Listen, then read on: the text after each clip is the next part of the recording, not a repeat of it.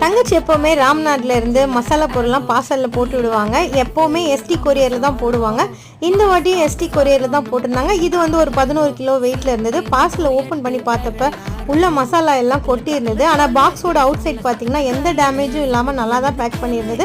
பேக்கிங்கும் எதுவும் ஓப்பன் ஆகலை. மசாலா ஏன் அங்கேருந்து அரைச்சி இங்கே வருதுன்னு பார்க்குறீங்களா? அங்கே அரைக்கிற மசாலா வந்து மட்டன் குருமா, எறா கிரேவிலாம் சேர்த்துக்கு ரொம்பவே டேஸ்டியாக இருக்கும்.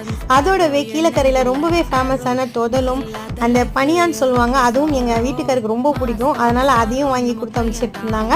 இது கூடவே வந்து தங்கச்சி பசங்க வந்து எனக்கு பர்த்டே கிஃப்ட் பண்ணலன்னு சொல்லிட்டு ஒரு கீ செயினையும் கிஃப்ட் பண்ணியிருந்தாங்க. அங்கே கருவாடு எல்லாமே நல்லா சூப்பராக இருக்கும். அதனால் கருவாடு, புளி எல்லாமே இந்த பார்சலில் இருந்தது.